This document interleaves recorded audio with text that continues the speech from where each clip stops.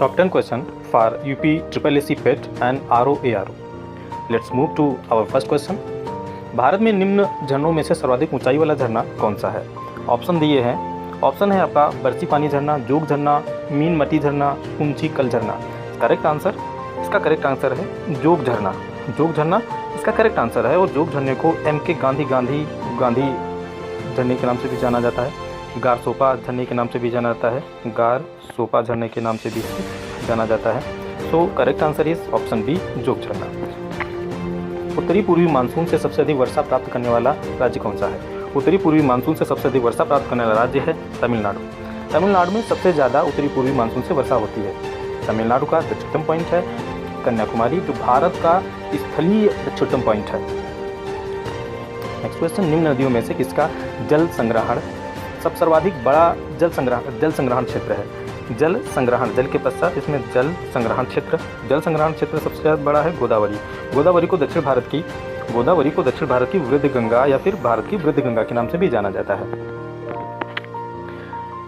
अंडमान और निकोबार द्वीप समूह से सबसे अधिक ऊंचाई वाली चोटी कौन सी? अंडमान निकोबार द्वीप समूह, जहाँ मांडले झील स्थित है, और इसकी सबसे ऊंची चोटी है सैंडल पीक. यानी option A is correct answer. Option is correct answer. Bharat की निम्नलिखित जनजातियों में से कौन बहुपति की प्रथा मनाती है? तो भारत में कोई एक ऐसी जनजाति नहीं है. दो जनजातियां हैं, जौनसारी और टोडा जनजाति, जो कि बहुपति प्रथा को अभी भी मनाती हैं. यानी एक स्त्री एक से अधिक पुरुषों के साथ में विवाह करती है, इसे कहते हैं बहुपति विवाह. नेक्स्ट क्वेश्चन, निम्नलिखित में से कौन सा स्थान सबसे कम वर्षा प्राप्त करता है? स्थान ये शायद आंसर आपको पता होगा, तैयारी करने वाले लोगों को, सभी एस्पायरेंट्स को पता होगा कि लेह है इसका सही जवाब है. और यहाँ पर वर्षा ना 902 सेंटीमीटर होती है. सिर्फ पूरे साल 9.20% होती है. इसका करेक्ट आंसर है लेह. भारत की सर्वाधिक बड़ी जनजाति है गोंड जनजाति.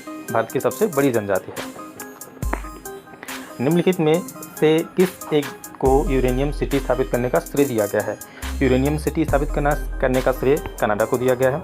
कनाडा को यूरेनियम सिटी स्थापित करने का श्रेय दे दिया गया है. लेकिन सबसे ज़्यादा यूरेनियम उत्पादित कौन करता है? सबसे ज़्यादा यूरेनियम उत्पादित करने वाले देश का नाम है ऑस्ट्रेलिया. यहाँ पर सबसे ज़्यादा यूरेनियम के भंडार भी पाए जाते हैं. संसार का सर्वाधिक सक्रिय ज्वालामुखी 4 ऑप्शन दिए गए हैं. इसका सक्रिय ज्वालामुखी की बात करेंगे तो Kilauea is the correct answer. Kilauea is correct answer.